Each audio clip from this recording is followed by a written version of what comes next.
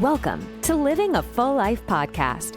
Join us as we explore health topics that encourage raising healthy children, living a healthy life, and living the best life possible. Now, here's your host.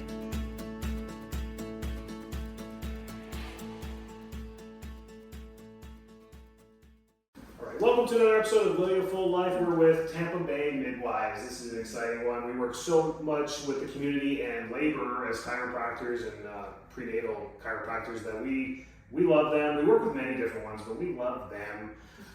It's honestly great. We're going to go through some stuff about midwifery. If you've been through midwives before, then you know. But if you haven't, why would we ever consider a midwife to help us with our pregnancy? Because we're just better. No. But because we want people to know that we have choices in this, right? We learned growing up that you get pregnant, you go to the hospital, you have a baby, and you kind of just do what you're told to do, but that's not really how it works. So when you seek out midwifery care, you're getting a completely different experience where you are kind of in control, and you have your provider who's listening, but also giving you helpful hints and informed consent just to kind of navigate through pregnancy, birth, and postpartum. Yeah, and it's a more one-on-one type of relationship, obviously. We have the online, not the online, but the on-call 24/7, which is awesome. Business hours, business things, we like to keep it 9 to 5, but emergencies, they can get a hold of a midwife like that. And they don't have that. Someone this morning called upset because she had some issue. She never would have gotten through to her OB as someone who's hadn't established care completely. Sure. So it's a very one-on-one, very symbiotic relationship, giving all the information, letting women know that they, like Courtney said, choices. That you do not have to just be, like cattle and, do this, do that. You have to do this, you do that. You can say no. You can say no. Yeah, there's a lot of freedom that comes with your pregnancy that maybe you don't feel like there is because we've made it a condition. Pregnancy, actually, it's got an ICD-10 code. Yeah. Pregnant. I'm like, why? It's not a symptom. It's a thing. So we made it this thing, and people think that it's not a freedom type thing. It's like, oh, I have this condition, literal condition that I have to follow a prognosis with. When really it's such an innate process in itself that you really can't follow any program with it. I feel ridiculous as a man even talking about this. But so when we go through this freedom and we're not limited to this matter of the medical system, what does a healthy female that's going to consider pregnancy or maybe is early on pregnant right now listening to this that may be like, oh, maybe I should look into midwives. What are some things you should suggest when we're looking into midwifery? They may be listening in Seattle. They don't have options to see you. So, what's going on? Right. Yeah. I think women just, one, knowing that they do have choices. Two, researching what they have available to them locally. Like you said, do they have midwives available?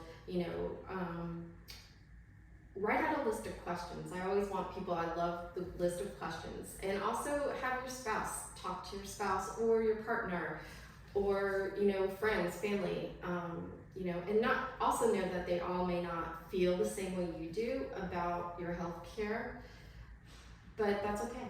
It's your choice and that it's personal to you. And so there's lots of resources out there to look at to find a midwife. Yeah, and I definitely think, go for it. Doing your research on said providers. There are licensed midwives or certified professional midwives, there's certified nurse midwives, and then there's OBs. So just knowing who you're going to. In Florida, we have birth keepers who are not trained the way that we are trained, and so just making sure that you're with someone who knows how to do the things when we need to be safe and stay safe in that moment. Yeah, let's introduce Tampa Bay Midwives. Let's go through each and every one of you and your credentials and what you bring to the table. Start with you. Yeah, so I'm Courtney Julian. I'm a licensed midwife and certified professional midwife. I am Michelle. I'm a licensed midwife. I've been practicing since 2010. And I'm Nicole White. exciting. I am also a licensed midwife and certified professional midwife. I'm fairly new. I only got licensed last year, but I trained under both of them, and I feel like all together we make a really good team. Great. You guys are located at Tampa Bay Midwives here in, is it Lutz or Land O'Lakes? Lutz? Lutz, yes. Lutz, yeah. So you guys can look them up right here if you're local to the Tampa Bay area. They're fantastic. So that's great. So when we talk about, the plan, birth plans, like this is a big thing too. Some women think about the plan and some don't, but I think they've all had a vision since before even getting pregnant, or as a woman, just having a vision of what birth would be like, a dream, look like. How do you guys work through birth plans? So how do you help moms go through their birth plan, make sure that they've thought about all the checks and balances of a birth plan? What does that look like? Yeah. So most people that come into midwifery care, they kind of have already done all of the research and they have their birth plan, and we just kind of go with it. But then there are people, even me when I got pregnant, knowing all the things that I know as a midwife, I was still like, I really have to think about this. Like, a human's gonna come out of my body. So just going over all of the things that you have to think about, like, are you doing chiropractic care in pregnancy? If you're not, you probably should be, because it's gonna help with X, Y, and Z. Like, what do you want to happen immediately after your baby comes out? Do you want to be the one that puts your baby to your chest? Do you want someone to just hold your baby while you take a breather to realize like what just happened? Things that you want done or not done to your baby. I know, like, back in the day, washing the baby was a thing. Now I'm just like, why would we wash a baby like that? Why are you asking me to do that? It's kind of weird. But that's some things that people don't think about. Vitamin K injections or the eye ointment. So really laying out, like, this is what it's going to look like. I remember in midwifery school, one of our assignments was, like, draw out your ideal birth. And mine was like, I'm going to be baking cupcakes and then I'm going to have a baby. And then literally, I have a picture of it. But like, when I actually went into labor, there were no cupcakes involved. I was not smiling. Like, there were none of the things. So just really helping to, because some people, me was one of those people that had really unrealistic expectations, and to have Michelle be like, hey, no. But that's an ideal birth plan, right? And then, of course, it never goes that way. But by having it, I call it the blueprint. Sometimes you can't build the house without the blueprint. No. And even though you start building the house, sometimes you have to change the kitchen, you got to change a wall, and it may not end up the same way. I think that's how birth is too. So if you're overlooking a birth plan, I highly suggest not to have some type of plan, some boundaries that don't get crossed. Right? Yeah, and also keeping an open mind, because birth is unpredictable, and we just, as licensed midwives in the state of Florida, we undergo a rigorous educational training, 3 years plus basically 2.5-year internship. So we are well versed in normal and healthy. So, we're going to take care of our moms and make sure everyone's normal and stays within that range and have a great birth and no issues. So, nice. But, Nice. What are some things that you find midwifery just kind of sails above everything else when patients actually end up using it? That just puts them ahead, or puts them in a good spot, or that you feel like, aside from the natural people listening are all nodding their heads right now, like, this is a great podcast. The other ones are like crossing their arms and well, wait a minute, I didn't even thought about this. I didn't even know this was an option. What does it look like? How do I even get into this? I'm already tied to my insurance, my OBG, or this hospital. I did all that homework. So just go through that little navigation, because I think people who are curious might be asking those questions. I think it starts with the phone call, and just asking, so hey, I have insurance, what does that look like for you? We aren't contracted with any insurances, but some insurances offer out of network, so we work with a company that will help you get that coverage taken care of. But yeah, the best place to start is just with a phone call to ask all of the questions, or it can be an Instagram DM or a comment on something. You will get a response of just like, hey, congratulations on your pregnancy. Or sometimes I just ask, like, are we excited about this, or how are we feeling, just so I can address it appropriately. But So we start with our phone call, and then we set up our very first appointment. That can be at 8 weeks, that can be at 32 weeks when you were just finding out about midwifery care. You've already been in OB care. It's just a matter of like, all right, let's get some records going to make sure that you are in that healthy low risk category and can have a safe out of hospital birth. Nice. So there's a qualification process for all that as well. Yes, we have a risk assessment that we have to follow, and as long as they have the records and the records, look good and they're, normal and healthy, we will take them. We will take late transfers and have no problem with it. Great. Yeah, I think the difference what you got at a little bit between midwives, I think, is the bond and the communication.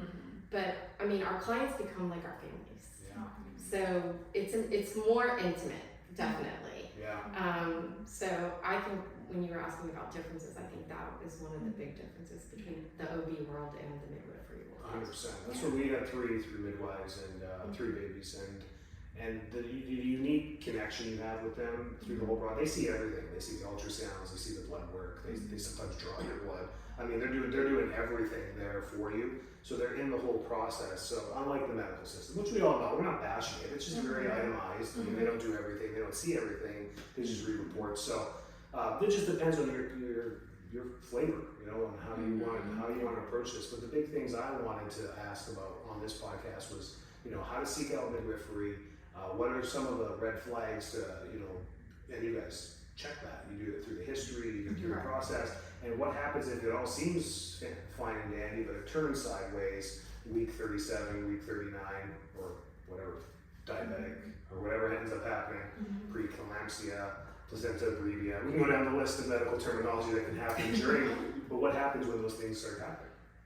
So the process is, if something, if they're in labor, the goal is to identify it and get them to where they need to be as soon as possible.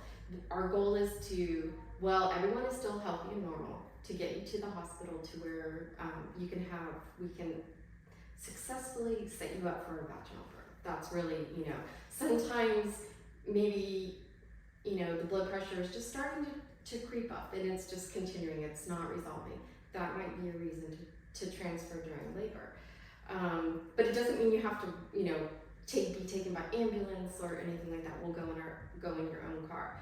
We do have a relationship with the midwives at TGH, and so we can call them and we can ask their opinion. 2, we can also say, hey, I have a mom who's been laboring, or hey, I have a mom, maybe all of a sudden baby is breached, and can we look at getting a version, and what is the best way to do that? Sometimes they can help us with the version part, sometimes they can't, but they will take transfers midwife to midwife, which is so important because they understand the type of care that we want to give and what the client wants. Now, they may not be able to give exactly that type of care because they do have someone they have to answer to, and we practice mainly autonomously. So but they understand, in our community anyways, in the Tampa Bay area, there's a lot of relationships being made, and to smooth that process for women who are worried, what happens if you're my midwife, what happens? A lot of times, we will go with you, depending on the circumstance, we'll stay with you. Sometimes moms just want to get an epidural, go to sleep, and we'll check back in with you. So there's just so many different scenarios that could happen. Yeah, hence the blueprint. Hence the blueprint, Hence the blueprint, because if you decide to do the epidural and you're asleep, who's advocating for you? What are they advocating for? So there's things that come up with that. So that's what they do. They go and they think about all these things for you so that you have the most comfortable experience as possible, whether it's perfect or not. Right. Anything else you guys think is important for people to think about when considering midwifery? Well, I think hiring a doula is very important. Great. And a doula is a professional or a support person only. They usually do a prenatal visit with you. They're with you early labor, active labor, transitional labor, obviously labor and delivery, and then they stay with you postpartumly for a few hours. and then they usually do a postpartum visit. So the difference between a doula and a midwife, and this is a question we get a lot.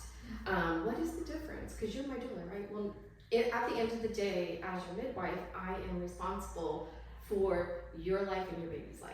So I am the clinical person. As much as I want to, give you a massage or, brush your hair, at the end of the day, I'm looking at this, I'm looking at what's happening and that mom is safe, baby's safe, and we're gonna have this baby and go like that.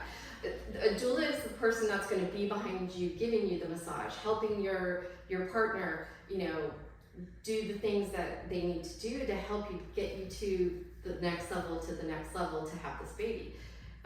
If you are looking for a doula and they want to take your blood pressure, check your cervix, do more medical, listen to the baby, they are not acting as a doula. They are acting as a medical professional without a license.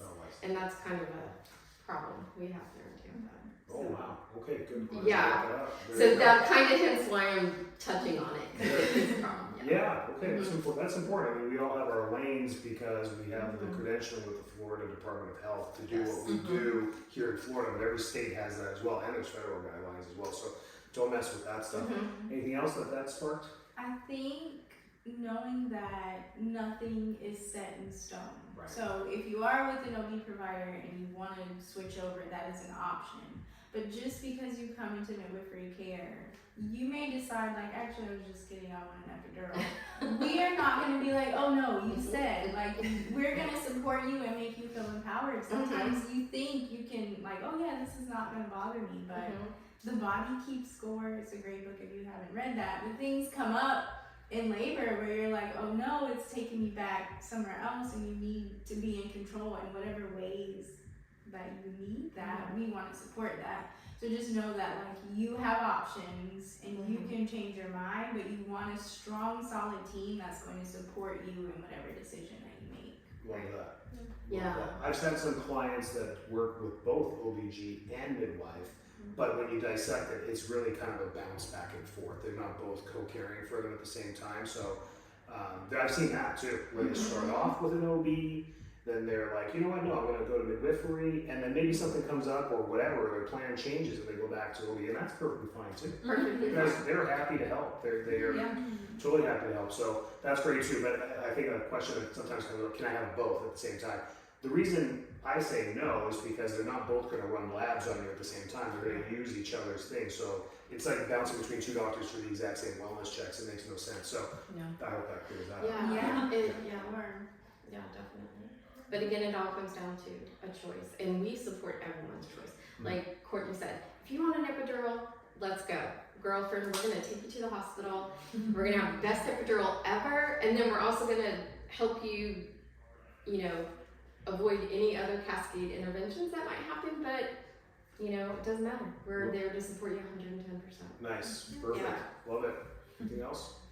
Yeah, so if you're thinking about having a baby, you call Tampa Bay Midwives. If you're 8 weeks pregnant, you call Tampa Bay Midwives. If you were 31 weeks pregnant, you call Tampa Bay Midwives. Yeah. If you have the baby, call them next time. All right. Sounds like a plan. If you have a baby. Right. Next time. Right. There you go. Thanks, guys. Okay. Thank you. Awesome. Thank you.